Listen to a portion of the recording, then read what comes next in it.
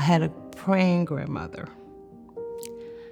And my grandmother took us to Sunday school, sent us to Sunday school.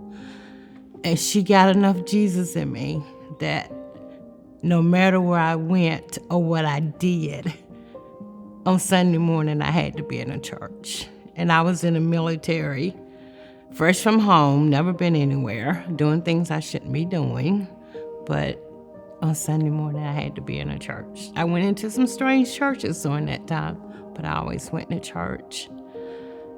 And about 6 months after me and Cleve got married, my husband, a young man came to work with us, came to work with me.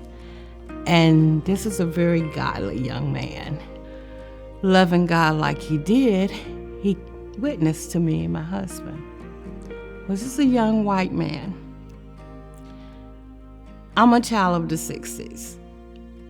And a little devil got in me. So I said, okay, we'll show up at your church tomorrow.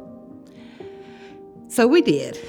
And as we're walking towards that church, you could feel the eyes on us like, why are they here? We don't want them here. And we went inside, almost at the front of the church, just evil. Went there totally for evil reasons. We did. And his brother came and sat beside me and said, it's gonna be okay. And then this man reached up behind me. He said, I've been in a diverse situation where I was the only white person before, so you'll be okay. But God had a plan. And so this choir got up to sing the most awful choir I ever heard. I'm just gonna be honest with you, these old men could not sing. But I didn't hear him. I heard God. And he said, it's time to come home. And so I got up, daggers all in my back, but I could feel God's arm around me. And so I got up and went down to the church, the front of the church, and got on my knees. And talk about beauty for ashes, the next arm I felt was my husband's arms around me. We just started weeping and praising the Lord. And they took us to this back room and they prayed with us and led us back home. And then that man that prayed with us said, you know, you need to find a church that you'll be comfortable with. But that young man just looked at them and he said, okay. When I went back to work that Monday, he told me that they had called him and asked him not to bring any more black people into that church. And in my heart, I knew that I would never be happy in a church that was all black or a church that was all white, that God had made sure I knew that he loved all his people.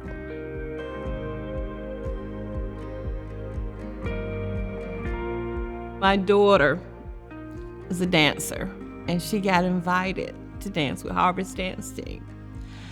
Being the mama that I am, we would come to the early service and watch her dance and worship the Lord.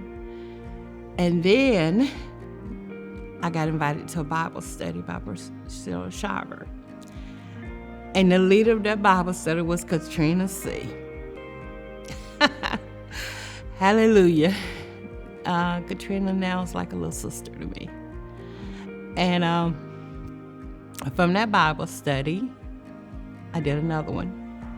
Then another one, then another one. And then I told my husband, I said, this is where we're supposed to be. I said, I'm not supposed to be coming back here over and over again if God doesn't want us here. So he started coming.